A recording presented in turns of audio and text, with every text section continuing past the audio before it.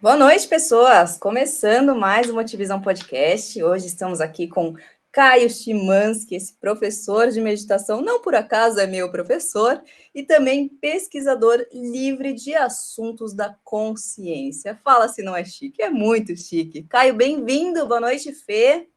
Boa noite a todos. Há quanto tempo, né? Tô com saudade de todo mundo. E Fazia hoje tempo que a gente ia fazer uma live. uma grande honra estar com o Caio aqui. Vou parar de falar, por favor, o palco é seu, Caio.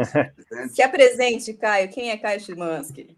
Maravilha, gente. Obrigado aí pelo convite. Muito bom estar aí com vocês todos, todo mundo que está assistindo agora. Enfim, estou feliz de estar com todo mundo.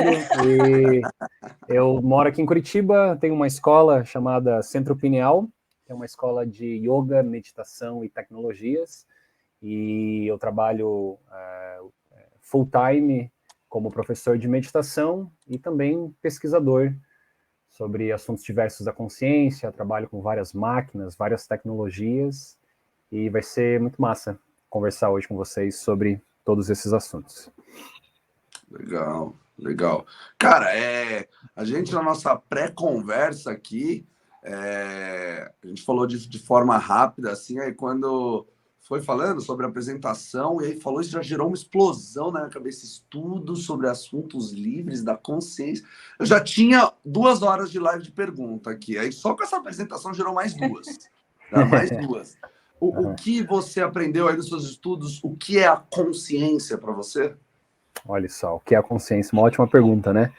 Bom, tem muitas formas de responder, depende muito do ponto de vista que a gente usa para poder responder essa pergunta, mas eu poderia dizer que a consciência é essa capacidade que está agora presente, sem intervalo, sem atraso, que está conhecendo tudo que está acontecendo nesse campo luminoso de experiência. Então, literalmente, a nossa consciência é o que está ocorrendo na nossa visão, nos sons, nos toques, nos cheiros, nos pensamentos.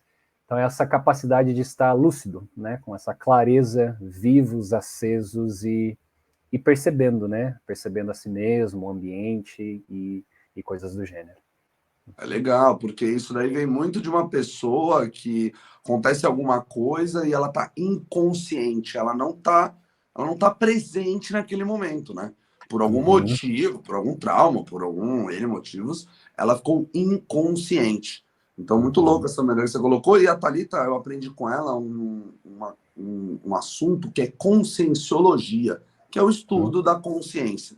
Você já deve ter navegado no meio desses assuntos aí da conscienciologia, né? A E conscienciologia, desculpa, é do Valdo Vieira e Do companhia, Valdo né? Vieira. exatamente, exatamente. Eles têm um centro de estudo em Foz do Iguaçu, em Portugal também, tem uma parte forte de conscienciologia lá. E eu sempre adorei a mente humana, sempre gostei muito de tudo isso. E quando eu me deparei com esse assunto da conscienciologia, eu falei, cara, faz todo sentido, é muita ciência, muita coisa assim. E hoje eu vejo que tem muito a ver com você, né? Ciência, com a mente humana, com tudo isso. E o jeito que você falou também, a meditação que é estar presente agora, estar sentindo os sentidos, tudo. E isso a meditação ajuda, né? Você estar mais presente de forma consciente naquele momento. A meditação, assim, pode ser vista como um conjunto de técnicas que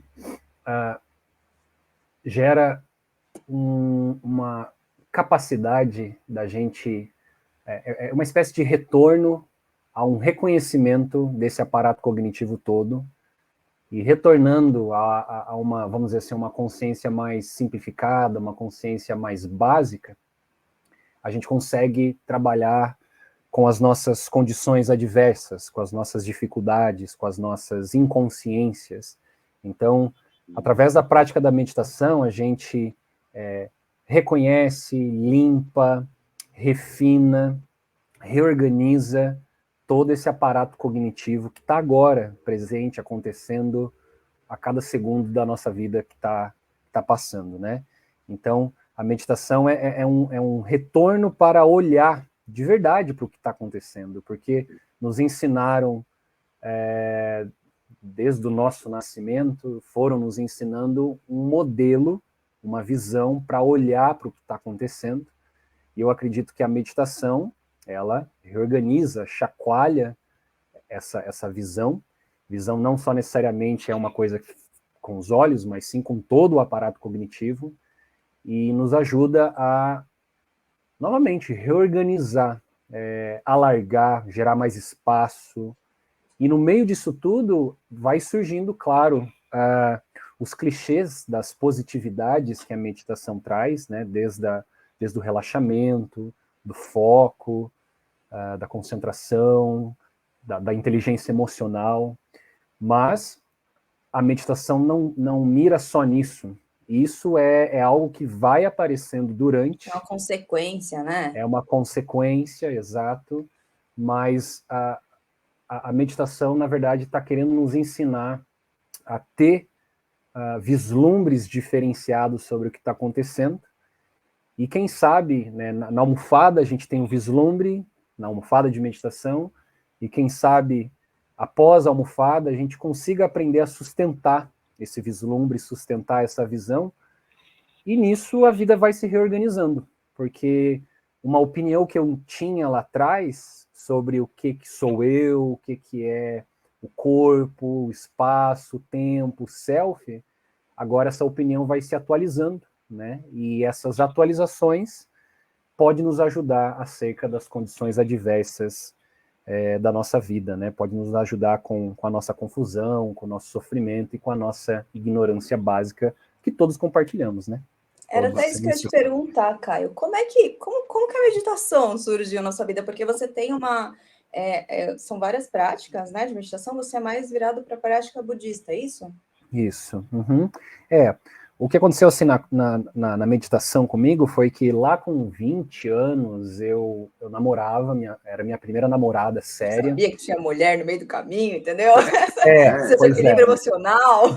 Exato. E daí a gente acabou terminando e foi a sensação assim de morrer, literalmente, de tipo perder o chão. E eu trabalhava num café na época e tinha um português que frequentava esse café e ele me deu um livro chamado O Monge que Vendeu Sua Ferrari. E esse livro eu até brinco que o monge nem doou, ele foi vender o livro, ele foi vender a Ferrari, ele nem doou a Ferrari. Então é um título meio suspeito, mas é um livro assim bastante básico, com visões bem básicas acerca do que é esse mundo todo, da espiritualidade. E eu li ele numa sentada, indo para São Paulo, de ônibus, porque eu fui ficar com meu avô e com a minha avó, que eu estava muito mal na época. E lendo ali, eu fui vendo conceitos básicos, como, o passado já passou, o futuro, né, não chegou, você está só no agora. E nisso caiu como um raio, assim, foi algo assim, revelador para mim.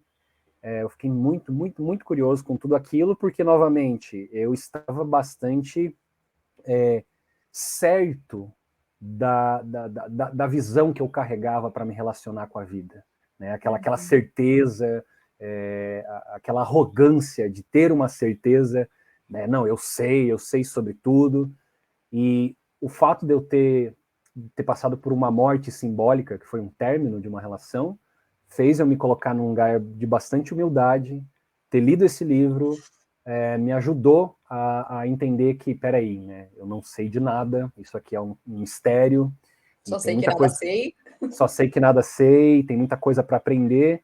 E daí, quando eu voltei, eu comecei a frequentar aqui em Curitiba, tem a Praça do Japão, que a gente fala, né, é uma praça aqui em Curitiba tradicional, e ali ocorrem práticas de zazen, que é a meditação do Zen budismo, né, isso.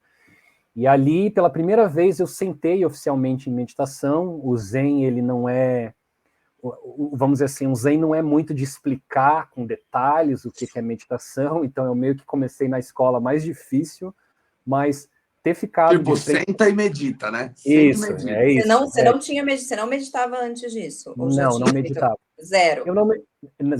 Eu não tinha meditado, mas eu, assim... tive minhas experiências com psicodélicos e coisas do gênero, assim, Sim. Não foram tantas, mas eu acho que abriu demais os portões para minha curiosidade. Tá. E sentando de frente para a parede, no escuro, sem música, em silêncio, com várias pessoas, e isso mesmo, assim, apenas sentando e percebendo o vai e vem dos pensamentos, dos fenômenos. Ali eu tive certeza de que eu não sabia de nada, porque um simples gesto de sentar me fez ver que tem muita coisa para aprender, né? Eu ainda me considero um fraldinha nisso tudo, sem dúvida alguma. Então tem muita coisa para aprender, para revelar acerca E é desses muito louco mistérios. que eu acho que a gente nunca vai conseguir aprender tudo, porque Sim. como no budismo diz, nada é fixo nem permanente. Perfeito. Então tá tudo mudando, tudo fluindo, a gente tem que buscar essa harmonia, principalmente falando de mente humana, de seres humanos, ou de todo o cosmo que está conectado, né? É uma transformação a cada segundo. E a meditação é uma coisa muito louca que eu percebo muito, você falando assim, ela traz a gente para a realidade, né? Isso. Do que realmente é real das coisas. Assim. Porque as nossas emoções, o modelo que a sociedade ensinou a gente, acaba colocando máscaras e lentes que transformam tudo aquilo de uma maneira que não é real. Perfeito. E a meditação traz a gente para o real, né? Perfeito. Isso aí até falando, por exemplo, no budismo a gente tem um termo de mente básica, né? A mente básica é uma mente anterior a essa mente complexa que a gente trabalha, que é a mente do self e dos quereres, dos desejos e do sucesso. E o que é interessante dessa mente básica, e é uma coisa que difere as práticas budistas de várias tradições, é que no budismo nós não somos incompletos, pecadores, e a gente precisa se esforçar para um dia se tornar completos ou santos ou qualquer coisa do gênero. Na verdade, já está tudo aonde deve estar, está tudo certo. Ou como é dito em várias escolas, todos somos Budas, temos uma mente búdica, latente, um diamante, e a meditação ela vai limpar. Ela só vai limpar, vai passar um pano, tirar o pó, tirar a sujeira, e você revela aquilo que já é e sempre foi, né? Então, é muito interessante, foi muito interessante na minha vida quando eu comecei a me dar conta de que não necessariamente a gente está trabalhando com essas práticas espirituais sonhando com um horizonte que está lá na frente. Que nem você falou, na verdade, a realidade está aqui agora, de uma forma viva, luminosa, presente, e tudo que acontece no quesito, abre aspas, de progresso, é basicamente uma virada de chave, aonde você reconhece algo que nunca esteve escondido, mas por causa de conceitos, e nomes, e desejos, e questões sociais todas, esse diamante ele entra dentro desse pântano, que é esse mundo conceitual, o mundo do self, eu, meu, e a meditação, na verdade, vai só tirar esse diamante desse pântano, e é interessante que quando o diamante é afundado no pântano, você não gera nenhum dano nesse diamante. Então, a mente búdica, ela participa dos dramas da vida, ela está ativa no que a gente chama... No budismo, a gente tem uma divisão entre realidade convencional e a realidade última. Na realidade convencional, é o Caio, como um self, pai da Yami, filho do Dao, da Selma. Então, existe a realidade convencional. Né? A gente joga esse jogo, naturalmente, faz parte. Porém, quando me proponho a trabalhar profundamente com a minha mente, desde nível intelectual até nível empírico e prática, a gente começa a reconhecer que não sei se existem esses seres isolados dentro desse corpo e essa narrativa que a gente sustenta nos nossos pensamentos. E claro que daí o segredo não é trazer entre essas duas visões uma visão mais importante que a outra. O segredo é como que eu trabalho com essas duas visões, como que eu continuo... Meio, né? O budismo coloca muito caminho do meio. Exato. Então, como que eu posso continuar ser o Caio, mas ao mesmo tempo usar minha mente para ver com clareza o que está acontecendo e aliviar, acalmar as minhas ilusões, as minhas ignorâncias, porque não necessariamente aquilo que minha mente está contando em tempo real é o que está acontecendo nesse campo de experiência que estamos inseridos, né? Claro, Isso é importante, porque até acho que dá um gancho para a gente falar, Caio, dos portões de entrada, né? Para falar dessa parte de pensamentos, eu queria que você explicasse um pouquinho disso, que eu acho que é bem legal para quem está entrando em contato com meditação pela primeira vez, assim, né? Sim, sim. Então, assim, no budismo nós temos o que é chamado de 3 treinos. E esses 3 treinos são 3 formas de você trabalhar com a sua mente, para reconhecer essa mente, para melhorar essa mente, para despertar essa mente.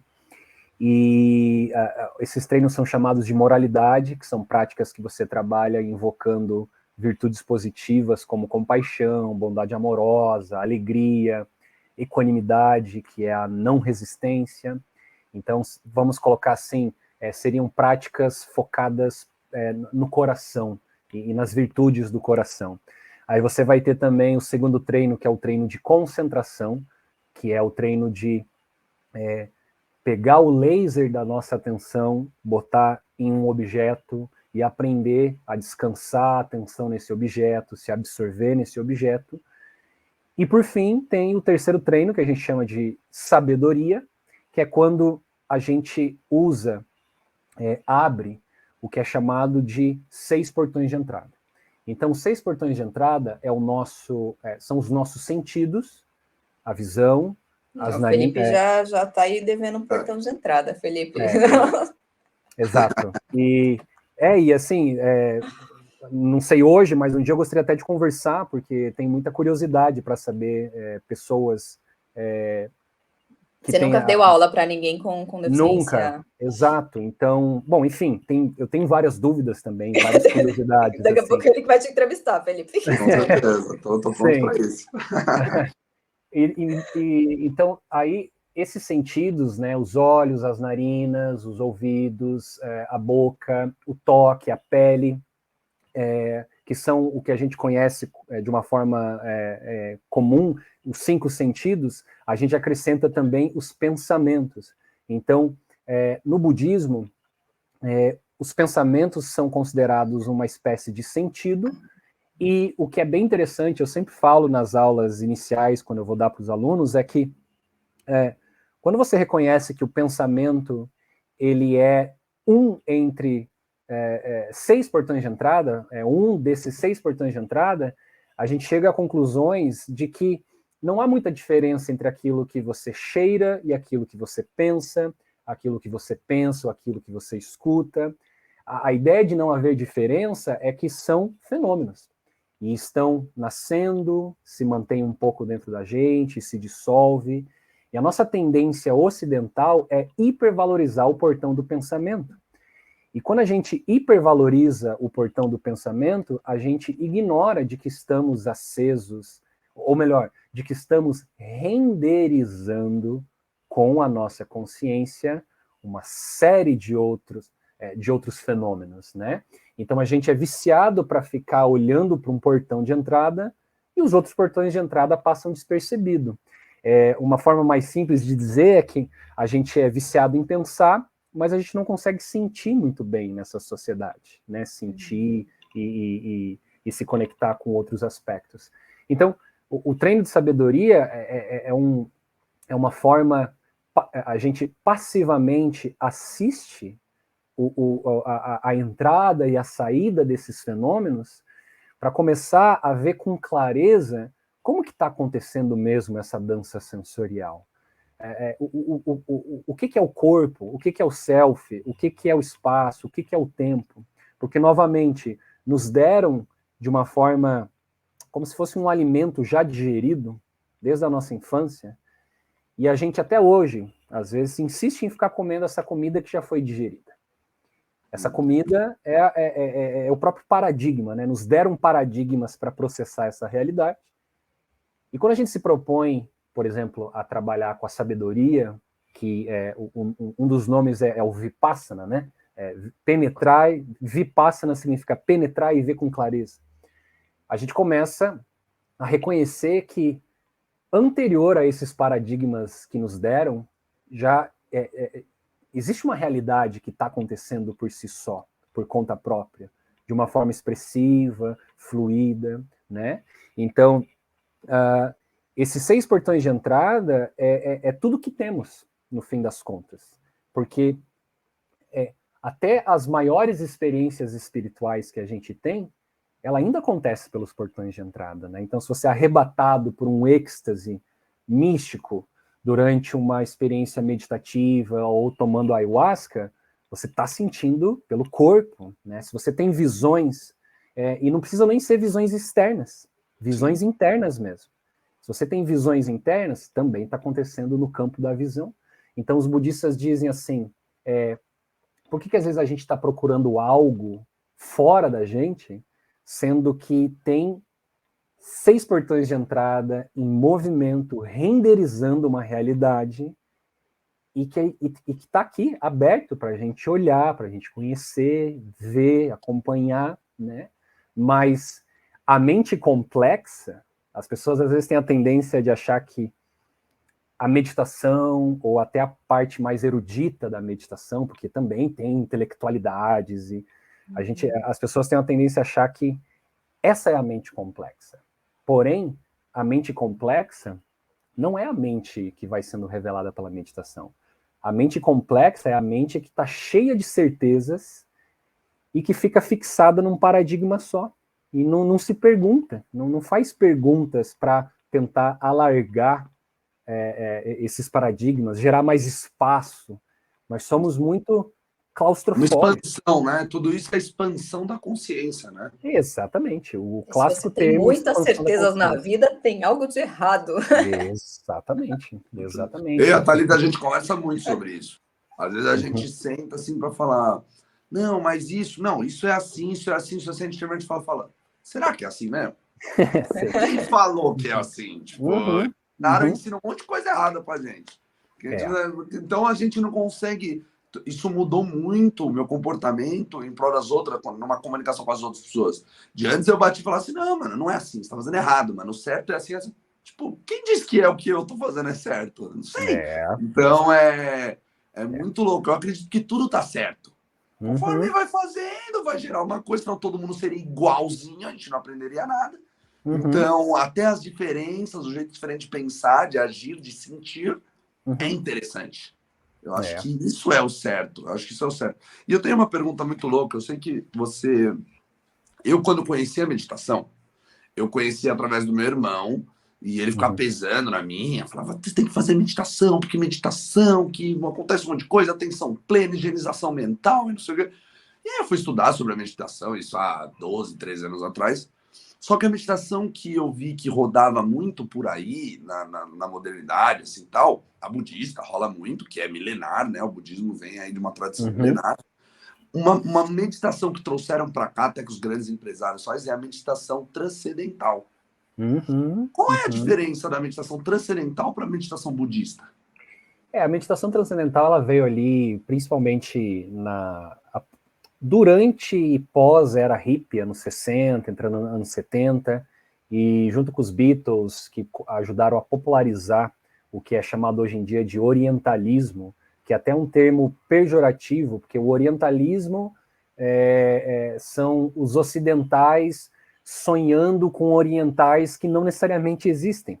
Mas os Beatles ajudaram a instalar, e assim, teve coisas negativas e positivas nisso tudo, e nisso veio a meditação transcendental, que até hoje é muito praticada. A meditação transcendental, ela trabalha inicialmente com mantras específicos, então a meditação de mantras, fica mantriano, mantriano, mantriano, e a gente poderia dizer assim, que até nesses 3 treinos de meditação que eu expliquei brevemente, a meditação transcendental ela vai trabalhar em cima desses 3 treinos, principalmente na concentração, porque você está repetindo a mesma coisa, insistindo no mantra, e através dessa insistência, dessa repetição, você começa a se absorver naquilo que está fazendo, e à medida que você vai se absorvendo naquilo que você está fazendo, você vai colapsando temporariamente a sensação de dualidade, que é a sensação de que eu estou cantando um mantra, eu estou separado do mantra. Quando eu começo a colapsar através da insistência de ficar fazendo uma única coisa, eu já não consigo dizer o que sou eu, o que é o mantra, onde que começa eu e começa o mantra, vira no fim uma coisa só. E é aí que a gente vai entrando no que é chamado de sensos de unidade, né? As pessoas colocam como entrou em união, se uniu com Deus, se uniu com a fonte, virou um. Então, a meditação transcendental ela é muito importante nesse aspecto, assim, né? Particularmente, eu acredito que todas, abre aspas, todas, não sei se todas, mas todas as técnicas de meditação que a gente tem por aí, pode até ser nas religiões abraâmicas, meditações cristãs, judaicas, você vai conseguir organizar de alguma forma dentro dos 3 treinos, porque os 3 treinos é basicamente, você vai trabalhar com o coração, vai trabalhar com o foco, com a atenção, e vai trabalhar com o insight, que é a sabedoria, né? Porque não necessariamente eu estou concentrando numa coisa e eu vou ter insight daquilo. Claro. Mas é não muito necessariamente... louco isso. Como a meditação, ela consegue... É o que você falou, independente das técnicas, várias técnicas que existem. Eu acompanho algumas páginas no Instagram e toda hora aparece uma meditação que eu nunca ouvi falar, técnica de não sei o que. Então, assim, cara, até nas técnicas do cristianismo, do espírita, como da família espírita, existe a meditação, do jeito deles, que são a mesma coisa, que é parar, se concentrar, às vezes cantar um mantra, tem uma meditação guiada e tal, mas a técnica é a mesma. Eu comigo mesmo, observando, se colocar de maneira que observa o pensamento. E não ficar reagindo e querendo pôr a mão e entender, só observar tudo isso. E eu acho muito lindo que a técnica de meditação ela consegue harmonizar a gente da maneira mente, corpo e espírito. O simples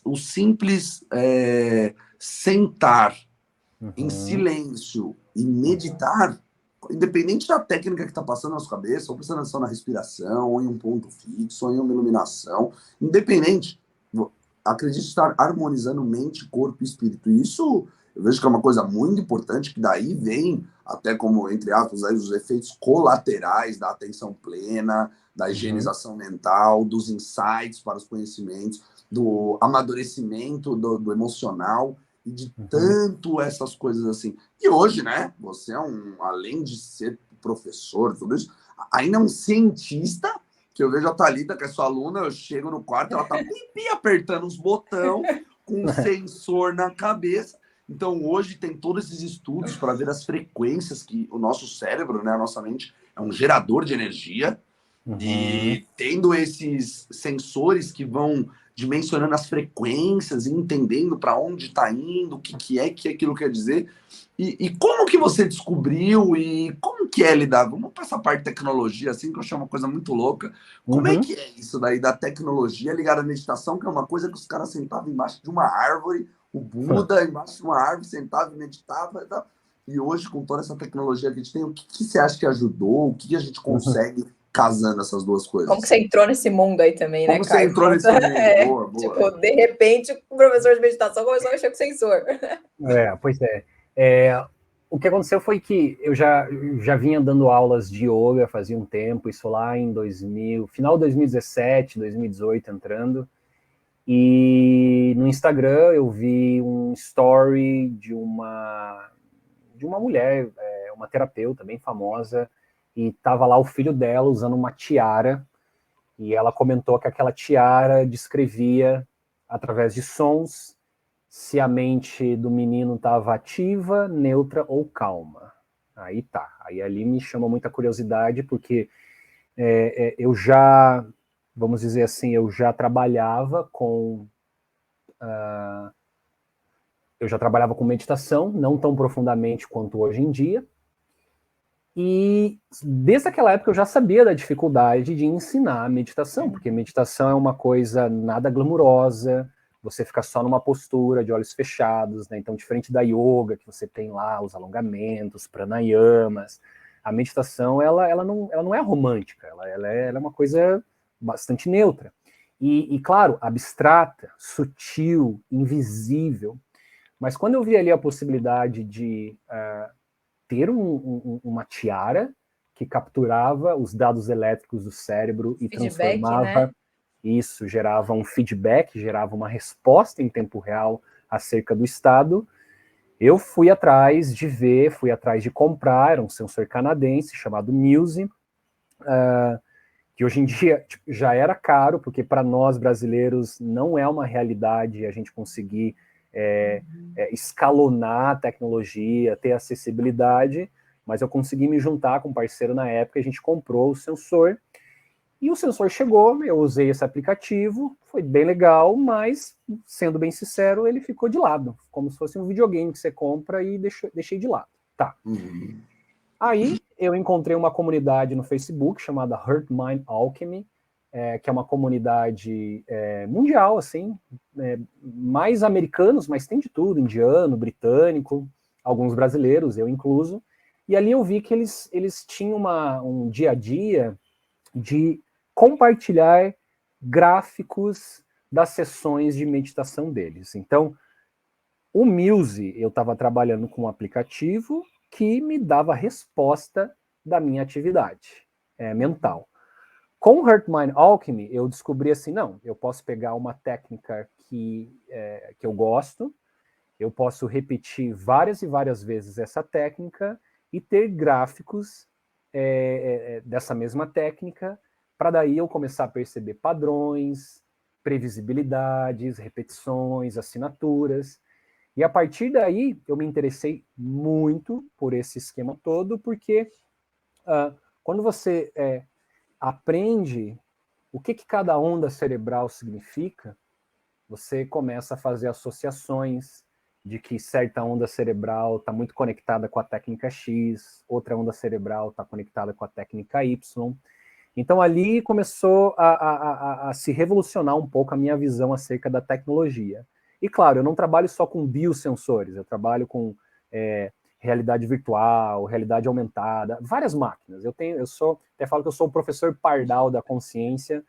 Ele tem um tanque. Eu tenho no um tanque quarto de dele, flutuação. eu acho. Não é no meu quarto. Eu queria ter um num quarto, mas é na pineal mesmo, é no meu espaço, né? Então eu tenho um tanque de isolamento sensorial. E por que assim, pineal, professor? Por que pineal? Pineal, muitas pessoas, elas às vezes acham que tem todo um nome, tem toda uma história pineal, mágica. É de lá que vem tudo. Mas na verdade, assim, inclusive esse parceiro que comprou comigo o Muse na época, ele tinha uma loja de produtos naturais no centro de Curitiba, e uma vez eu fui visitar ele e a companheira dele, e a gente subiu em cima, porque tinha como se fosse um estoque em cima, e quando eu subi com ele lá para bater um papo, não tinha nada em cima, era uma salinha assim não muito grande, e detalhe, para você andar nessa salinha, você tinha que ficar de cócoras, porque se você ficasse em pé, você batia a testa. Nossa. E daí o que eu falei, cara, vamos fazer uma sala aqui, vamos fazer umas palestras, vamos fazer algo aqui, um clube, sei lá. Ele adorou a ideia, a gente falou, vamos dar o nome de pineal, porque se você não estiver atento, você vai bater a testa e vai danificar a tua pineal. Então o nome veio disso, assim, por causa de uma limitação de um espaço, e assim surgiu a pineal, né? Daí que a pineal louco, velho, que louco. E esse tanque que você tem, aquele tanque de gelo? Não, eu já trabalhei com prática de exposição ao frio, já entrei em banheiras de gelo Curitiba, também. pensa. Inclusive agora tá pegando frio aqui, né? E dá saudades dessa época, assim, já não sou mais tão encantado, apesar de ser muito incrível esse tipo de prática. Eu vi muitos atletas, na época que eu lutava jiu-jitsu, os atletas usando isso para chegar em estado limite de tolerância, de mentalidade, se mergulhar no gelo, uma coisa que é uma meditação, né? Não deixa de ser uma meditação. Muito, você tem que estar preparado, tem que estar concentrado, calmo. Tem meditação também para você conseguir sintonizar na prática, né? Mas o tanque de flutuação ou tanque de isolamento sensorial é uma cápsula com água, a gente esquenta a temperatura da água mais ou menos na temperatura habitual do corpo, então não é nem muito quente e nem fria a água, ela é bem agradável. E a gente coloca sal, sulfato de magnésio lá dentro para aumentar a densidade da água, e você solta o teu corpo deitado e ele vai boiar. Mar morto, vai ficar, mar morto. Isso, Mar como morto. se fosse um mar morto, Aí junto você não escuta nada e você não vê nada lá dentro, porque é tudo escuro. Então a ideia da prática de flutuação, que foi inventada nos anos 60, é que você vai reduzir os estímulos sensoriais, porque reduzindo os estímulos sensoriais você economiza processamento cerebral, e economizando o processamento cerebral você tem mais chance de relaxar, descansar e também ir para dentro. Então, ir para dentro e se aprofundar nas camadas mais incríveis, bizarras, profundas da consciência, né? Então, a gente vai até abrir aqui um centro de flutuação em Curitiba. Eu sou o único dono de um tanque aqui em Curitiba, ofereço para algumas pessoas a flutuação, e é incrível, assim, só que também uma coisa é meditar sentado aterrado. Não necessariamente as minhas habilidades meditativas eu consigo levá-la para dentro do tanque, porque no tanque você não tem chão, você está no ar, você está na água, mas a sensação é que você está flutuando. Uma coisa de mesmo. equilíbrio, tá totalmente... Isso, totalmente ressignificada.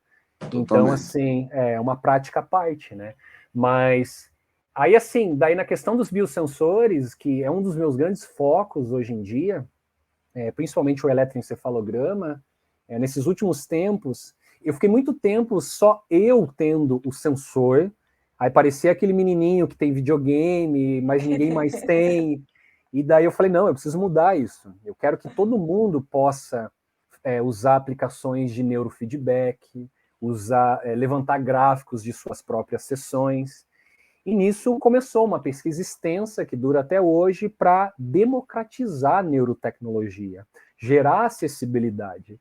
Então, hoje, atualmente, alguns alunos conseguem levar emprestado para casa os sensores, tem outras pessoas que compram esse sensor comigo, e está sendo montada uma pequena comunidade de tecnomeditadores que se beneficiam usando o sensor, porque a ideia de usar um sensor e levantar gráficos é que você tem algo a mais para quantificar, perceber, entender o que aconteceu na sua mente, né? Então, claro, eu lembro quando eu entrei nessa comunidade americana, eu colocava os gráficos lá para eles e falava, gente, o que significa esse meu gráfico?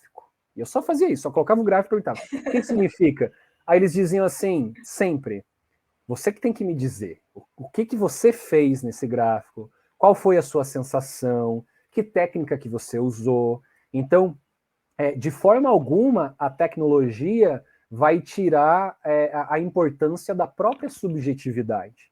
Né? Então, eu até falo para os alunos, eu preciso que descreva com o máximo de detalhes possíveis para a gente poder ter clareza no que está acontecendo nessas ondas coloridas que estão interagindo, ondas alfa, gama, beta, delta e teta. E daí, assim, aí o que é interessante é que tem um fator que a gente chama de assinaturas, que é quando você fica tão bom na prática específica que você está fazendo de meditação, que você começa a ter uma repetição de padrões de ondas e você consegue até trazer as ondas que você quer. E isso é uma magia muito interessante, porque, pensa comigo, sem sensor, a coisa já funciona, não precisa de sensor para meditar. De forma alguma precisa de sensor. E você tá lá treinando faz alguns anos, e sempre quando eu treino, eu me absorvo, vou para um lugar X, daí vou para um outro lugar Y, beleza. Tá. E para aí, é uma coisa subjetiva, beleza. No máximo, eu vou contar essa história para alguém. Eu vou chegar e falar, Thalita, eu consigo fazer isso, isso, isso, isso. Beleza. Agora, com os gráficos, quando você começa a fazer a mesma sessão e ver repetição e começa a encontrar assinaturas pessoais, você se autovalida, fala, pô, não é só sonho o que eu estou experimentando aqui. Que legal, né? Tem algo. Puro controle da mente, mesmo. Né? Literalmente é o controle da mente. Exato, e você consegue, a gente chama de intersubjetividade, você consegue sentar com alguém, contar a tua experiência subjetiva e mostrar através de gráficos o que está acontecendo. Então a coisa vai ficando um pouco mais objetiva, a gente vai materializando um pouco mais essas práticas todas, né?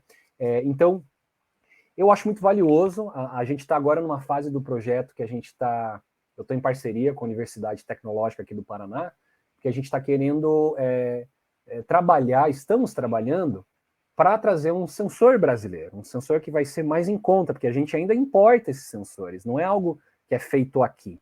E a ideia de fazer o sensor aqui é literalmente escalonar, gerar acessibilidade, porque, por exemplo, um Muse canadense, nos Estados Unidos, custa lá $120, que para eles é 120, como se fosse R$120. Eles pegam lá $100, né?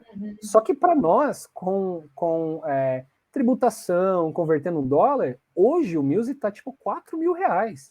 Então, R$4.000 para uma tiara de meditação, não sei se vai dizer se você está ativo ou não, né? Exato. E daí, claro, acaba virando espiritualidade só para gente rica, e não é isso que a gente quer. A gente quer que todo mundo jogue videogame, todo mundo possa brincar, porque todo mundo tem o direito de ter acesso aos biodados, né? Então, além do eletroencefalograma, eu trabalho também com sensores de coração, sensor da pele,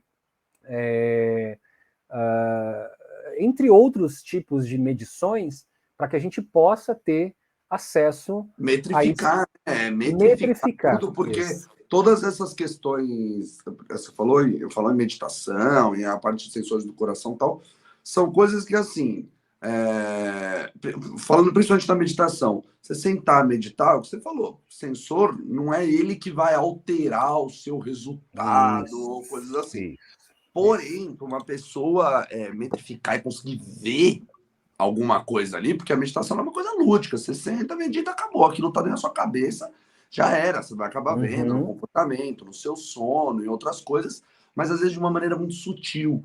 Agora, se você tem um sensor que você vê as frequências da sua cabeça, faz as assinaturas, como você falou, consegue repetir, consegue controlar, cara, isso não só motiva a pessoa, mas gera um interesse muito grande em falar assim, cara, o que é isso aqui? O que está acontecendo? Por que aconteceu isso? Eu falo muito por mim, né? Desde que eu comecei a usar o sensor, assim, que você vê lá, nossa, o gama tá alto. Caio, mas por que o gama tá alto? Caio, ele vem, não, você que tem que me falar. Eu, não, Caio, então calma, vamos conversar, Caio, não é bem assim.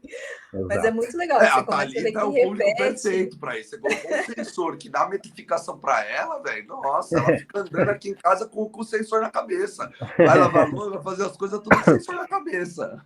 Exato. E claro, né, a gente tem que sempre também apontar, porque é necessário, os perigos disso tudo, porque existem os perigos disso tudo, né? Um dos grandes perigos é a pessoa ficar tão obcecada com o resultado num gráfico que ela esquece do resultado subjetivo. Então, eu até falo para a galera que pratica comigo, ou às vezes encomenda um sensor, que o hardware, ele tem um alcance. Então, todo sensor tem algoritmos. Por exemplo, no sensor que a gente usa, tem o algoritmo de concentração e meditação. Então, na pesquisa daquela empresa específica, eles pegaram, provavelmente, vários meditadores avançados, tiraram uma média da mente desses meditadores e criaram um algoritmo chamado concentração. Agora, eu digo assim, se você vai lá, senta para fazer sua sessão, e você sai da sessão se sentindo muito bem, se sentindo concentrado, e às vezes você vai lá e olha o gráfico, e talvez o gráfico não está dizendo que você está concentrado, não esteve concentrado bastante, a gente tem que estar muito atento para não desmerecer a biotecnologia. É só um parâmetro, né? É só um parâmetro. Exato. E uma coisa eu acho que tudo quando a gente vai fazendo as coisas, é legal mergulhar nesse mundo, mas como eu falo para a Thalita, começou a falar do assunto mente humana, estudo, ciência, consciência. Conforme você vai mergulhando mais nas profundezas macabras de tudo isso, que é um mundo muito psicodélico, que a gente não está acostumado, a nossa geração e até as outras passadas, estão acostumados a mergulhar dentro da mente humana. Até que ponto você quer ir? Você tem que entender que tudo isso vai trazer alguma coisa, conhecimentos demais, os negócios que pode ser que isso interfira em algumas coisas. Mas que se souber controlar, aprender e vivenciar tudo isso, é só coisa positiva. Só coisa positiva. E uma coisa bem interessante, assim, de comentar no meio disso tudo, é que agora, com a inteligência artificial... Perfeito, eu ia falar sobre isso. Já saiu artigos científicos, isso faz umas 2, 3 semanas, de cientistas que colocaram pessoas dentro de máquinas de ressonância magnética, que não é o eletroencefalograma, é uma máquina muito mais cara, né, só em contexto clínico, mas é uma forma também de você tirar fotos da sua mente, né, ver como é que está ali o teu cérebro, e aplicaram um ChatGPT, né, o ChatGPT nesse estudo, e a ideia desse estudo é decodificar pensamentos. Então, vamos lá. Decodificar pensamentos, inicialmente, está sendo dito o quê? O estudo foi, a pessoa ela entra dentro da ressonância magnética, ela assiste vídeos específicos, é tirado o scan do cérebro enquanto está assistindo aqueles vídeos, e após, com a inteligência artificial, eles reconstroem o vídeo que a pessoa assistiu. E vamos ficar pasmos, a reconstrução está muito boa já. Então, agora vamos imaginar o futuro disso tudo, que vai ter muitas implicações. Dá até medo. É isso que eu ia falar. A parte positiva, que, por exemplo, eu estudo muito cultos e seitas e mentalidade de culto e seita. Na Pineal a gente tem essa área também. E o que você mais tem por aí é gurus, mestres, líderes, enfim, que proclamam acessos, proclamam ter poderes, proclamam ter uma série de coisas, e não necessariamente ele vai conseguir provar, ou você vai conseguir provar. No máximo, você vai acreditar na palavra dele e ponto final. Com esse tipo de prática, a gente pode começar, abre aspas, a validar as experiências, porque, vamos ser sinceros, logo a gente vai colocar máquinas na nossa mente e vai fazer um streaming em tempo real na tela do computador, e se chega um tibetano do Vajrayana, da escola budista Vajrayana, que treina desde criança a visualizar deidades específicas, a gente vai conseguir ver em tempo real aquela deidade em 4K sendo transmitida. Então, isso vai abrir, assim, vai dar muito pano para manga. Claro. Então, outra coisa, você imagine que a gente tem um trauma ou memórias apagadas, a gente vai conseguir ter acesso a isso, porque as máquinas, a inteligência artificial, de novo, isso, vão reconstruir.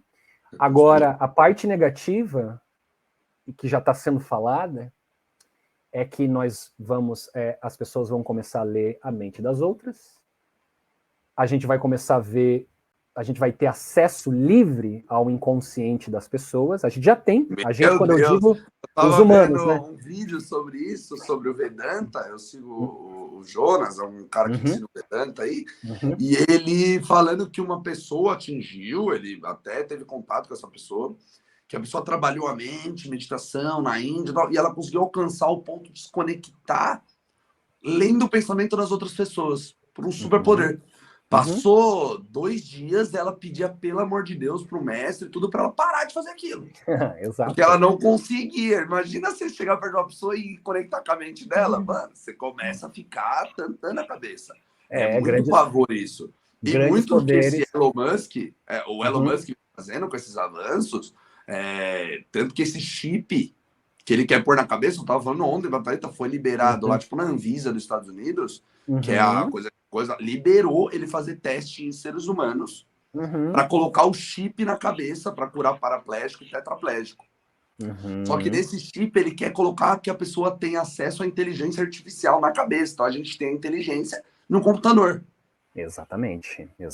A Neuralink. Aí o negócio fica sinistro. É interessante? Cara, é interessante, mas nem todo mundo tem um pensamento positivo, uma coisa legal. Infelizmente, a gente ainda tem o veneno tomando conta, a ignorância, o medo, essas coisas muito fortes tomando conta, né? A gente tem que pensar que a tecnologia ela é sempre ambivalente. Em toda época, a própria Revolução Industrial, muitas pessoas ficaram, meu Deus, desesperados. Como assim vai ter indústrias agora produzindo? Aí agora na inteligência artificial, meu Deus, como assim? Mais uma inteligência. Então, naturalmente, com a Pineal, eu uso a seguinte visão, que é, a coisa vai acontecer. Ou melhor, já está acontecendo. Já está. Não é futuro, é agora já. Então, com a minha escola, com a minha comunidade, eu me proponho a ser... A gente se propõe a ser a galera que vai tentar pegar essas coisas e fazer coisas boas.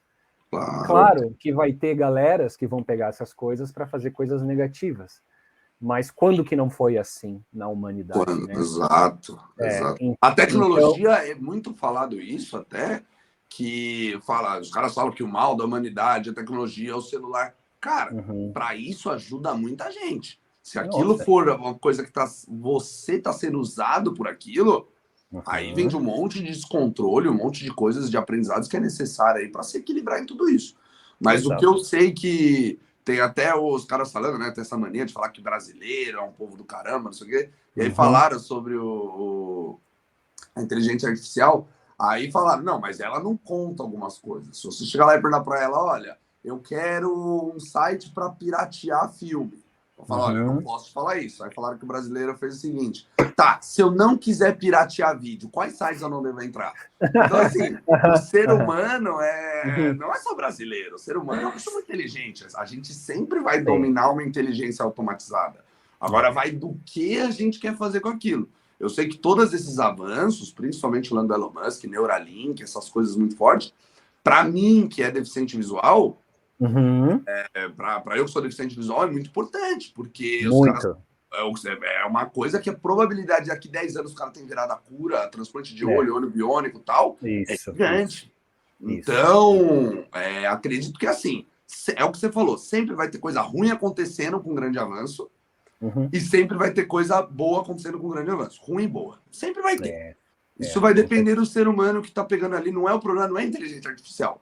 O problema é a ignorância de certas pessoas de querer fazer merda pelos motivos de prazer, de coisas com a cabeça dela. Mas que tudo isso já está acontecendo uma diferença gigante que ajuda na questão até da meditação. Cara, hoje o sensor que vocês usam é interessante, tira fotos da mente, analisa gráfico. Imagina com toda essa inteligência, como que vai estar isso daqui 2 anos. É até interessante porque aí, puxando o trabalho que a gente está fazendo com inteligência artificial, porque eu tenho em contato direto com um analista de dados americano, que virou um grande amigo meu, ele trabalha para a Microsoft e também é um praticante budista, então a gente virou meio que melhores amigos, porque temos muitos assuntos em comuns. E o nome dele é Stefan Iverson. E o Stefan, a gente criou um sistema de 3 sites chamado Mapping Meditation Projects. Então, um projeto de mapear a meditação. E um desses sites, ele usa AI, inteligência artificial, e é muito, muito legal porque como que funciona esse sistema? Então, nesse site a gente tem um mapa em 3D, e nesse mapa você tem nódulos, e cada um desses nódulos é um praticante com a sua técnica específica. Então vai ter o Caio com Vipassana, um praticante do Zen, um cara da Umbanda, um cristão trabalhando com meditação cristã, e tá lá esse mapa com esses nódulos ali. E você coloca... Aí você entra no site, você faz o upload do seu gráfico de eletroencefalograma, e a plataforma ela vai te dizer o quão similar está a sua mente em relação àqueles nódulos já treinados que a gente colocou. Então, seria basicamente assim. Super. Então, tipo assim, por exemplo, a Thalita. A Thalita é minha aluna e ela pratica concentração. Eu que sou o professor dela, eu coloco lá, posso colocar lá um modelo treinado pela inteligência artificial, e esse modelo é o quê? Eu tenho que levantar 10, 15 gráficos da mesma sessão para tirar uma média, aí a gente treina esse modelo, e a Thalita vai lá, coloca o gráfico dela, e ela vai ver assim, a sua mente no início da prática, está dando match, está similar à mente do Caio, 80%. Mas aqui no meio da sessão da Thalita, ela já está puxando mais para a galera do Zen Budismo. Mas já no fim, ela não está em lugar nenhum, é uma coisa exclusiva da Thalita. Então, isso é muito, muito valioso e muito legal. Porque é uma coisa que a gente não tem como comparar, e aí se a gente conseguiu, você tá achando um jeito de uma leve, qualquer coisa de comparação é a mente humana. Como você compara a mente humana? É uma coisa muito complexa, velho. Muito complexa. E aí agora você conseguir qualquer metrificação para comparar e analisar com parâmetros de ir para uma qualidade de vida melhor, uma qualidade mental melhor, uma coisa mirando numa prosperidade mental, cara, top. Tudo isso é muito bom mesmo. Exato. E assim, é muito massa a gente ver que no fim são diversos caminhos, mas é a mesma estrutura orgânica por trás. Então é muito legal ver assim, que, por exemplo, eu sigo um livro há muito tempo, traduzi esse livro, é um livro de cabeceira para mim, e tem esse professor que foi para mim um professor, indiretamente foi um professor para mim, e toda a metodologia que eu ensino e pratico, eu devo muito a ele. E eu fiquei esses anos fazendo as práticas, assim, não são deles, são do budismo, mas ele organizou de um jeito que me ajudou. E o que aconteceu? Quando o Stefan compartilhou essa plataforma, a gente conseguiu contato com esse professor específico, e foi bem legal que a gente estava numa sessão, assim, eu e esses dois americanos, e esse professor, ele comprou o Muse ali na hora, vou comprar o Muse aqui, e vou mandar os meus gráficos para vocês. Aí eu já fiquei, uau, que massa. A gente vai ter os gráficos desse cara. Aí o Stefan pegou os gráficos desse professor, pegou os meus gráficos e voilá, deu match. Deu quase 100% de matches. Então, assim, para mim foi tão importante porque eu validei de alguma forma aquele trabalho que eu vinha fazendo. Então, se pelo menos esse aspecto, claro, porque é uma metrificação. A mente é tão complexa que não dá para a gente acreditar que a gente está conseguindo, né, englobar ela toda, mas pelo menos um aspecto possível dessa metrificação, eu tive ali uma comprovação de que o que eu venho te dá um norte, né? Me dá um norte, e também não é só uma invenção da minha cabeça, uma viagem. Não, lógico. Eu tô de acordo. Ciência, nada disso. As pessoas, quando querem falar de meditação, não, eu não acredito nisso, não, isso não funciona. Não foi feita para meditar. Não existe nada disso. Não existe nada. Meditação é pura ciência, é mente humana, é um jeito de você usar a sua mente. É uma técnica para você usufruir de técnicas mentais, que é a concentração, que é a atenção plena, que é a diminuir a ansiedade através da técnica meditativa. Então, é pura ciência. Então, a pessoa que vê você fazendo gráfico, não, vê fregar gama, aberto, mas esse cara tá viajando. Mano, é ciência, é gráfico, é estudo, é outro pipipi, não tem ideia. Não tem como falar coisas diferentes disso. E aí eu fico pensando, eu ia te perguntar, você já ouviu falar da Monja Coen? Opa, sim, com certeza. Ela faz uns cursos de meditação, dela é Zazen, né? Isso, é Zazen, ela é do Zen Budismo. Zen Budismo. E ela essa questão do Zen Budismo, ela por ser hoje uma pessoa que veio para o mundo, como pode dizer, uma coisa é um budista que faz Zazen lá no meio do mato, não sei de onde é o budismo, lá do sei lá. Aonde que é o budismo? Que país que é? O budismo vem da Índia, mas a escola que ela segue, faz parte da escola Mahayana. Japão, né?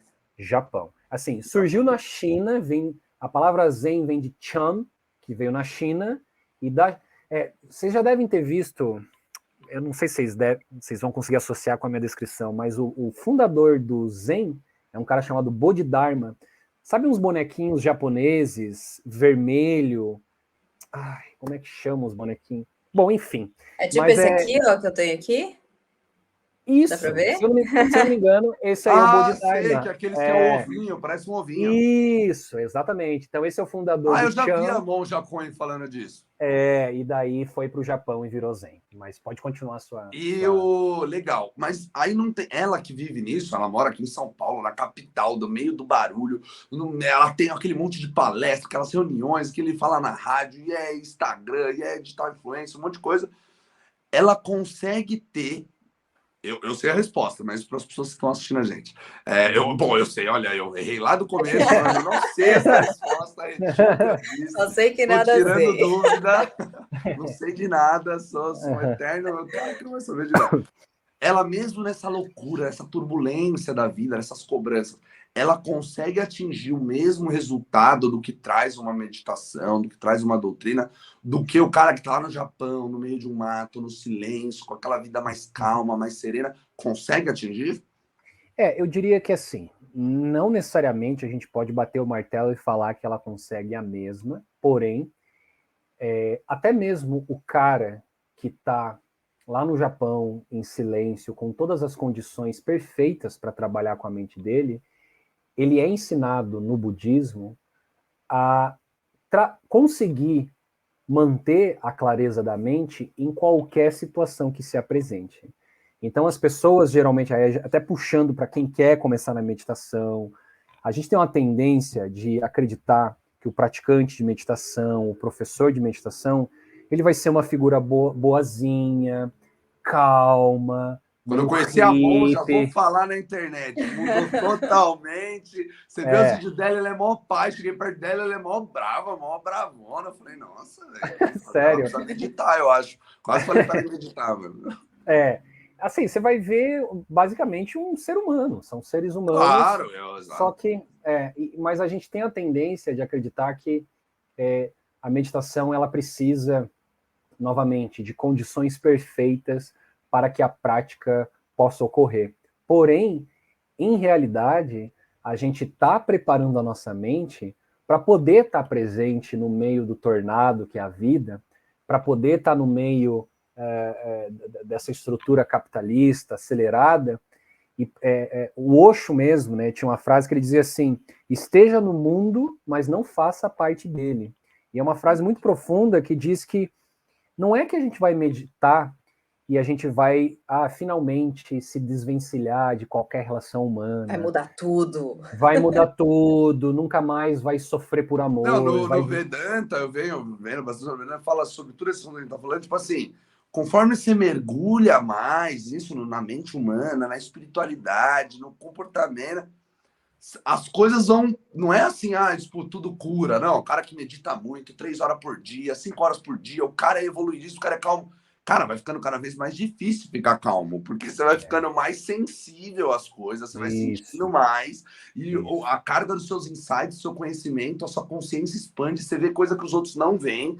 Então, você vai ficando de um jeito que realmente você precisa seguir a doutrina e as técnicas para manter a calma em todo esse mundo louco aí, velho.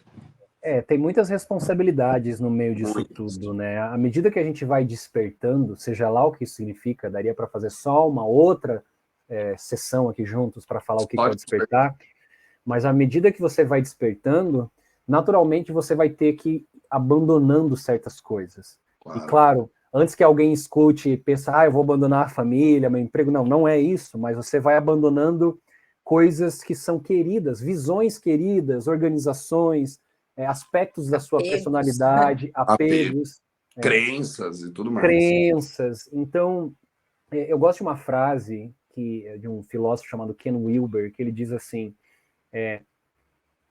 você consegue medir que você está avançando espiritualmente, que você está tendo progresso, quando a tua capacidade de comunicação começa a aumentar. E geralmente a gente tem um clichê do praticante que ele vai viver em cima de uma montanha, vai ficar em silêncio, quieto. E assim, gente, tem pessoas que vêm com karmas para isso. Pra vocês terem uma ideia, no Tibete, tem praticantes que ficam 12 anos dentro de uma caverna, não sai dessa caverna, as pessoas do vilarejo vão alimentar, colocam comidas na frente da caverna. Então, assim, tem pessoa que vem com karma para isso.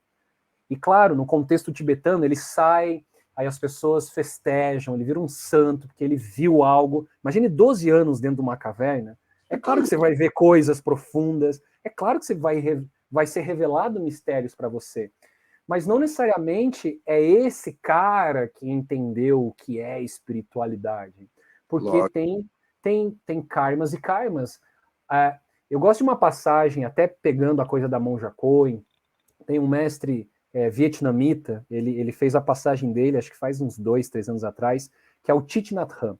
O Thich Nhat Hanh, ele inclusive foi muito amigo do Martin Luther King Jr. na época ali dos anos 60, aquela coisa da segregação racial nos Estados Unidos, e o Thich Nhat Hanh é um monge zen, assim, um guerreiro da paz, literalmente um guerreiro da paz. Eu sei que é meio estranho, é um guerreiro da paz, mas um guerreiro da paz.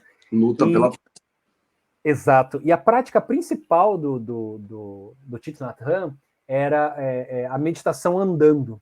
Então as pessoas iam lá para o centro dele na França, porque ele teve que sair do Vietnã, na Guerra do Vietnã, e as pessoas ficavam andando com ele na floresta, em mindfulness, em atenção plena.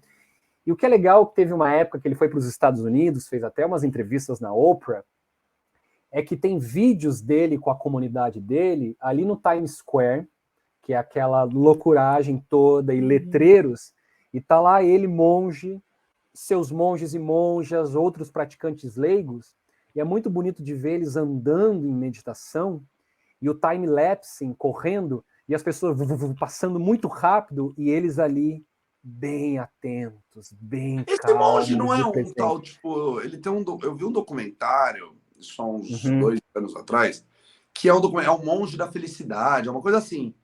Que ele, eu acho que é isso, que tudo ele meditava andando, ele colocava as pessoas para andar com ele e tal. Isso, é o Thich Muito Nhat Hanh. louco, o resultado desse cara é sensacional. Não, ele entra nos lugares que demais. o mundo tá pegando fogo e ele tá mó sereno, com um sorriso, sempre calmo, velho. Exato. Então, assim, eu até falo nas aulas que o Dharma, que é o conjunto de práticas e filosofias no budismo, ele não é feito para a gente encontrar, ele não é feito para a nossa felicidade. O Dharma é feito para a nossa lucidez. Então, lucidez significa que quando você está feliz, você vai curtir a felicidade, você vai estar lúcido na felicidade, e você vai estar aberto e preparado para que quando aquela felicidade se transforme, ou popularmente, quando a felicidade acaba. E quando você está num aspecto de terror, de tristeza, de fins, os momentos difíceis da vida, você também vai estar lúcido. E lúcido não significa fugir da experiência, negar a experiência, ou correr na velocidade da luz para, eu preciso transformar essa tristeza. Lucidez significa estar com a experiência. Porque quando você está com a experiência, você tem clareza do que está acontecendo, clareza do seu próximo passo. Sabe quando você recebe uma notícia ruim? Tem 2 tipos de pessoas. A pessoa que treme e fica travada e parada, e não estamos aqui culpando essa pessoa, cada um tem a sua reação. E tem a pessoa que fala, ok, qual vai ser agora o próximo passo? Como vamos resolver isso? Essa segunda pessoa está tendo mais lucidez, clareza do que a primeira pessoa, porque é uma realidade que a vida humana ela passa por altos e baixos e vai continuar passando por altos e baixos. Então o budista diz assim, se é uma realidade que vamos passar por altos e baixos, por que a gente está fingindo que a gente vai encontrar um lugar ao sol, um horizonte, aonde nesse horizonte eu vou ficar sempre no alto? Então, que tal trabalhar para desenvolver presença, lucidez, para que quando eu esteja num sítio, num retiro, eu esteja ali presente, mas também quando eu estiver no escritório e alguém pisa no meu calo, e eu vou ver que eu vou gritar, eu posso... Não, tem um intervalo antes da emoção que surge, da minha reação. E claro que, às vezes, de novo, a gente escuta isso tudo e, de novo, pode ser estruturado muito rapidamente a figura de alguém perfeito, calmo, santo. Não acho que seja essa a realidade. Eu acho que pode existir com toda certeza essas figuras. Mas, num geral... Esse é meu parâmetro, é onde eu quero chegar. Onde todos nós queremos cara chegar. Que tá sempre isento, independente de qualquer coisa. Exato. Todos nós queremos chegar, né? Tô quase lá, eu acredito que daqui uns 40, 50 anos eu chego. Tô chegando. Chegar nessa vida já tá na frente de muita gente. Eu diria que talvez, no meu caso, umas 5 vidas, 6 vidas. É verdade. Eu fui, nossa, que falta de humildade a minha, 50 anos? Não, 5, mas quem 6 sabe, vidas, talvez, nunca também. se sabe também, né? É a prática, cara, eu tenho uma né? pergunta. A prática. Sobre uma pergunta legal, assim. Por que, na verdade, com esses assuntos que a gente falou sobre a tecnologia, sobre inteligência artificial, sobre o futuro, você é um cara que está bem por dentro de tudo isso, tem seus contatos aí, o seu best friend da Microsoft e tal, tem uns contatos que da onde vem esse antro da tecnologia, dos avanços, e colocando isso no assunto meditação, mente humana, o que você acha sobre esse assunto nos próximos dias? No futuro, assim, o que você espera, o que você acha que vai vir, o que você gosta de almejar, qual que é a brisa do futuro desses assuntos? Pois é. A gente tem muitos palpites do que vai acontecer a nível de avanço tecnológico aplicado a práticas espirituais, a práticas meditativas. Então, assim, atualmente tem literalmente várias e várias empresas lá no Vale do Silício que estão na corrida da inteligência artificial e muitos focado nessa questão de wellness, de bem-estar, de meditação, de despertar, né? Alguns vão mais profundo. Então, o que eu acredito que vai acontecer? É um palpite. Muitos dos aspectos culturais dessas tradições, porque assim, quando você fala de Dharma, por exemplo, e você está sentado de frente para um tibetano, um budista tibetano. Esse budista tibetano, ele vai ensinar o Dharma, mas ele vai ensinar o Dharma com uma bagagem cultural tibetana por trás. E não necessariamente isso é uma coisa positiva para nós ocidentais que não somos tibetanos. Né? Eu até tenho uma história rápida, legal, que foi uma vez que o Dalai Lama veio aqui para o Brasil, e uma comunidade brasileira que praticava budismo tibetano foi visitar o Dalai Lama vestido com trajes tibetanos. E a primeira coisa que o Dalai Lama fez foi dar risada e falou: por que vocês estão vestidos assim? Por que vocês não estão usando roupas brasileiras? E assim, ele pegou, cutucou, porque o Dharma não é você usar um traje, o Dharma não é cultura, nesse sentido que a gente está conversando aqui. Então eu acho que com o avanço tecnológico, assim como ocorreu muito forte com o mindfulness, porque o mindfulness é uma palavra moderna para o Vipassana, que você falou, né, da atenção plena, outra palavra também sinônimo de Vipassana. E o mindfulness, ele conseguiu adentrar o aspecto terapêutico, científico, e ocorreu essa diferenciação entre cultura e a própria técnica em si. Então, eu acho que com a tecnologia, a gente vai conseguir, ou não, mas eu acho que sim, pegar os aspectos mais preciosos e valiosos dessa prática, gerar atalhos, facilidades, para que você vá direto ao ponto daquilo que é necessário, e não necessariamente você vai ficar em malabarismos culturais e viagens, onde você fica tentando simular uma cultura que não é tua. E daí, claro, né, por exemplo, tem uma universidade nos Estados Unidos que está trabalhando com ultrassom, mas não é o ultrassom lá da mulher grávida, é uma máquina que você literalmente trabalha com som, com um aspecto ultrassonoro. Então, são vibrações de som que você aplica no seu cérebro e assim,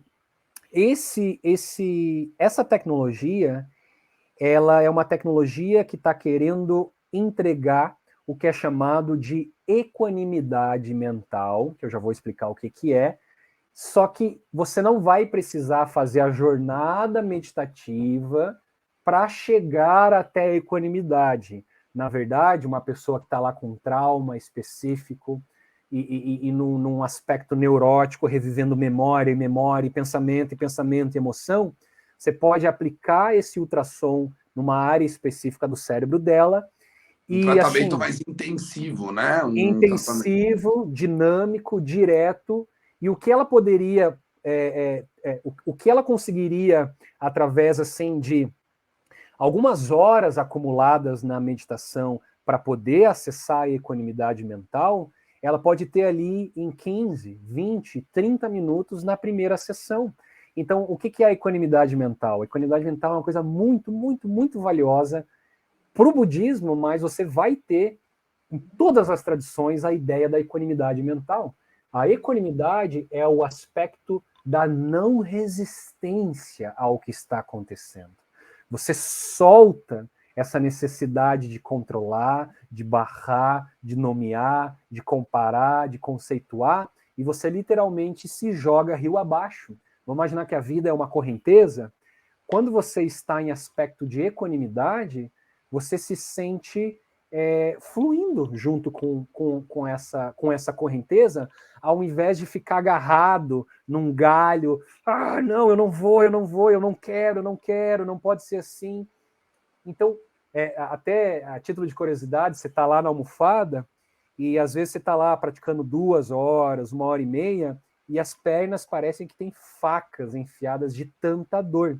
Só que quando você acessa a equanimidade mental, que é literalmente uma habilidade mental, não é uma coisa assim mística, escondida, não, é uma habilidade mental.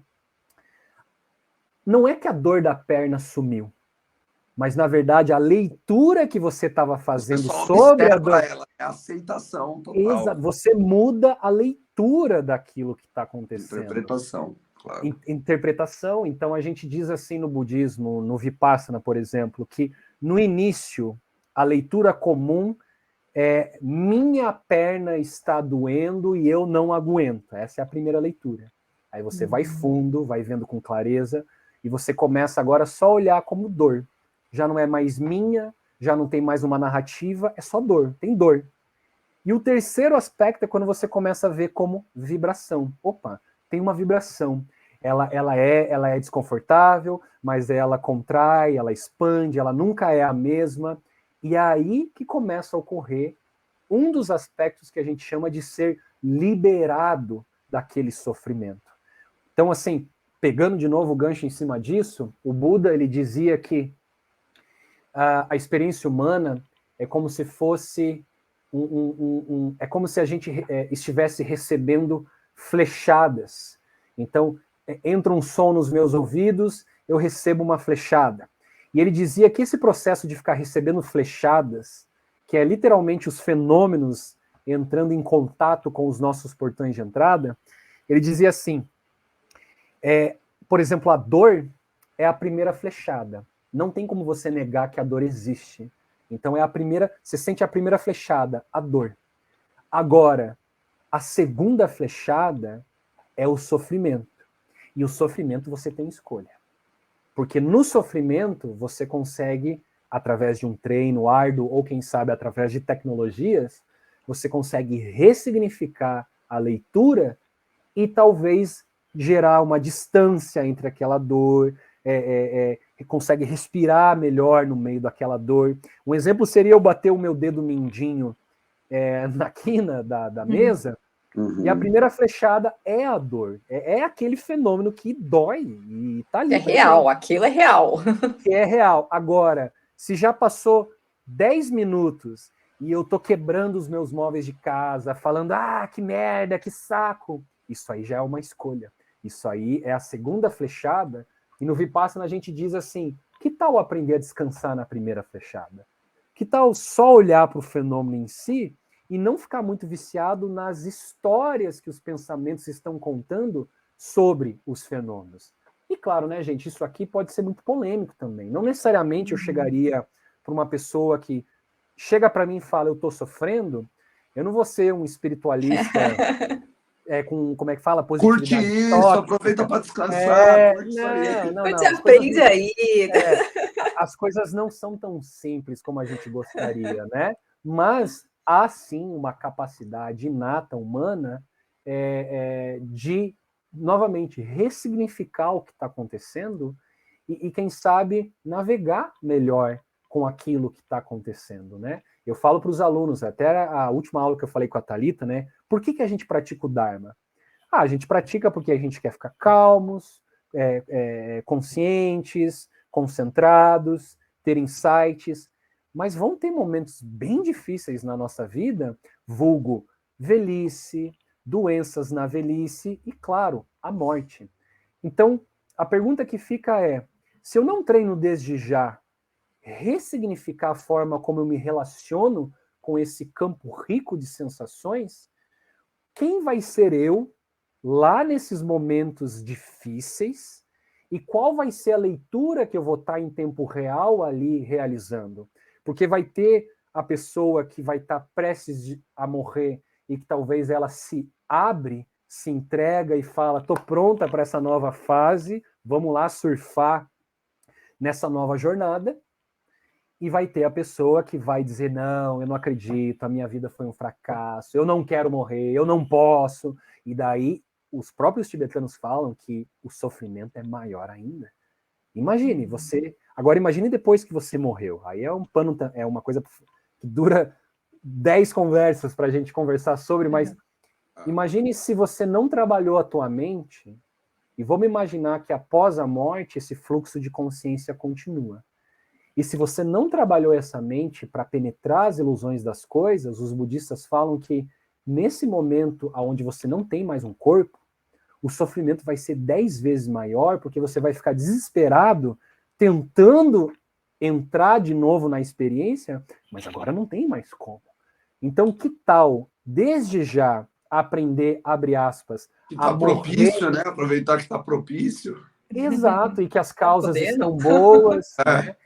Então, que tal aprender, vamos dizer assim, morrer para selfies antigos e estar sempre renascendo, estar sempre com uma opinião que está em andamento, não está fixada. A cada noite de sono, né, Caio?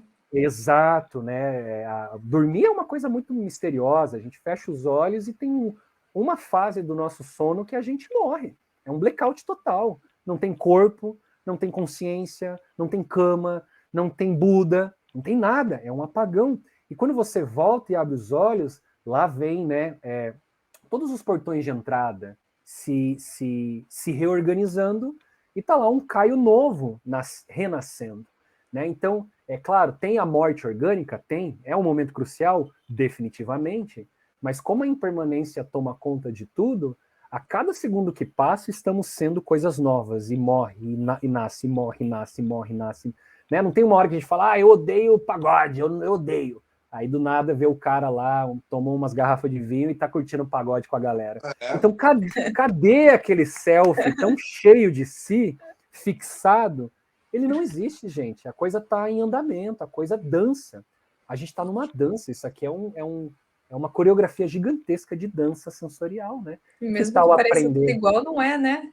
Não, nunca é igual. Até a parede das nossas casas, ela tá também se modificando, envelhecendo, tá tudo dançando, não tem nada parado no universo. A única certeza do universo é a própria impermanência, né? A única coisa permanente é a impermanência, né?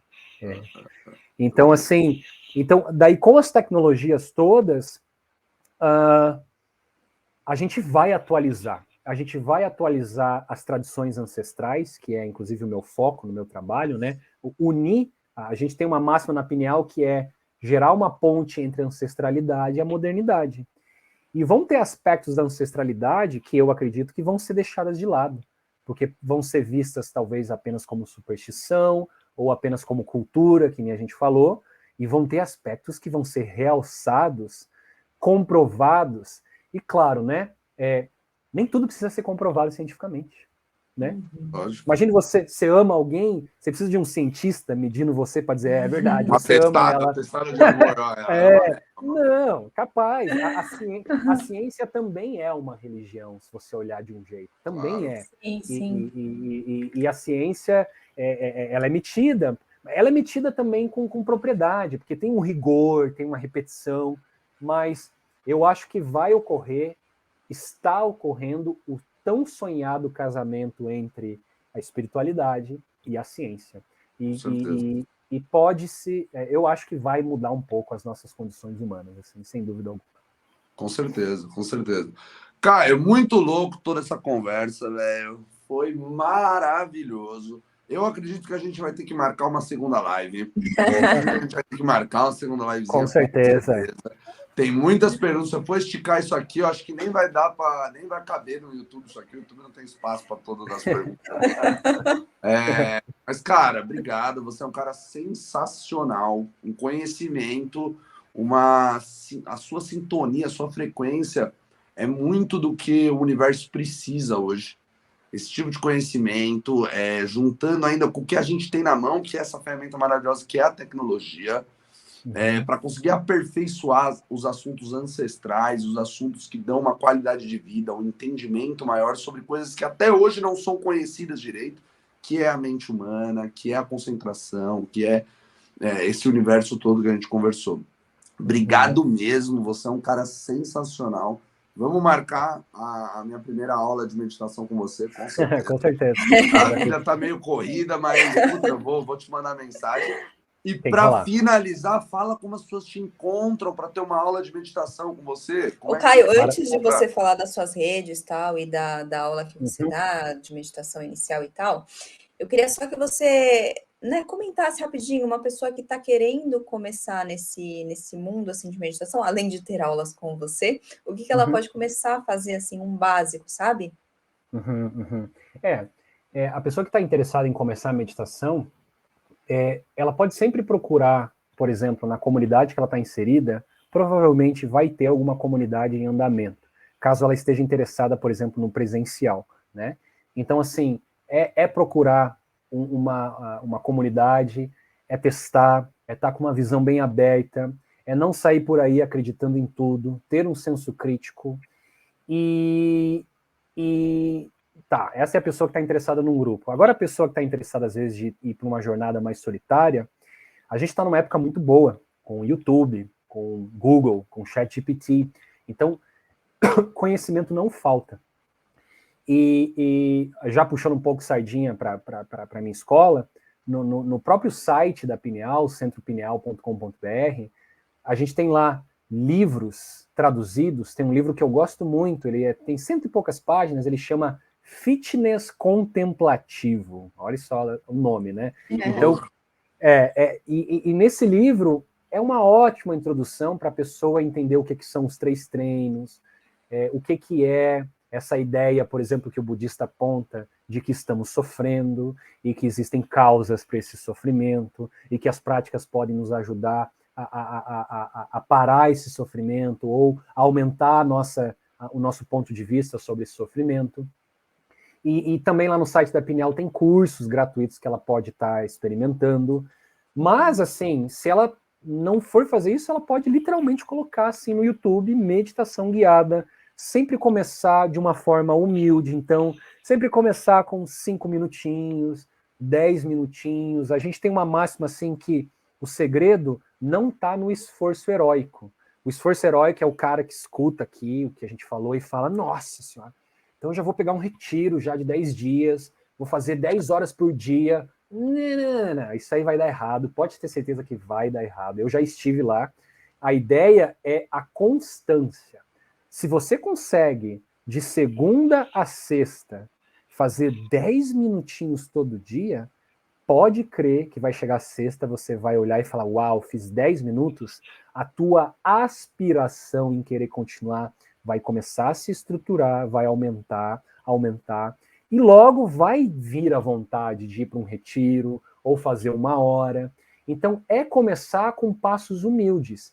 E, por último, não vai parar os pensamentos. A gente não falou isso, mas é o máximo. Não vai parar os pensamentos. Não é assim que funciona. Não é assim que funciona. Então, eu tenho, assim, eu acho que 80% das pessoas que vão experimentar a meditação, elas vão com esse mito instalado na cabeça delas. Às vezes o professor ou o vídeo no YouTube não comenta isso, ou nem sabe também, e daí ela vai sentar em meditação, ela vai ficar esperando o tal do silêncio radical mental. Meditação Isso aí é não só é quando uma... morre, velho. Só quando morre. E olhe lá. No E budismo, olha lá. olhe lá. Na verdade, vai ficar mais luminoso. Mais acelerado. Exato. Então, assim, para deixar bem claro, a meditação vai ajudar você a se relacionar com a dinâmica dos pensamentos. E essa relação vai fazer você ficar um pouco mais tranquilo, você vai se colocar mais num lugar de testemunha, você vai parar de ficar puxando o pensamento para perto, ou vai parar de ficar tentando mandar o pensamento para longe, e você vai descansar no meio. Você vai ser literalmente uma testemunha que acompanha isso que vem e vai. Então pode começar mais ou menos por aí, assim. Se a pessoa tem uma tendência, às vezes, mais religiosa, espiritualista, ela pode já ir direto para o budismo, assim, pegar ali um livro budista e começar. Agora, se ela tem já mais uma pegada secular, que nem a gente fala, não, eu quero meditar só para relaxar, tem meditação para isso também, meditações com linguagens mais que não levam muito para esse lugar da tradição em si, tem para todo mundo, né? Enfim, eu acho que essas são as dicas mais valiosas. Assim. Ok, suas redes, conta tudo aí. Tá, então daí assim, a gente tem o site centropineal.com.br, tem os livros traduzidos, tem os cursos gratuitos, artigos traduzidos. A gente tem também o Instagram, centro.pineal. Tem também o YouTube, se digitar Centro Pineal vai estar lá, se inscreva. E quem quiser vir trabalhar, experimentar a prática de meditação comigo, eu trabalho com aulas particulares de meditação e também aulas em grupo. Então, acho que vocês vão colocar na descrição aí, é só me mandar uma mensagem, a gente faz uma aula experimental gratuita, onde eu conto, converso, como que funciona o método. Nas nossas aulas a gente trabalha com mapas, estágios, objetivos, descrições fenomenológicas, para ajudar a ter clareza nisso tudo. E, de repente, a pessoa, ou se ela morar em Curitiba, ela pode levar emprestado um sensor para casa, ou se ela é de outro lugar, ela pode até adquirir um sensor com a gente e também trabalhar junto com esse aspecto tecnológico da prática toda. Né? Então, e o seu Instagram é qual? O meu mesmo?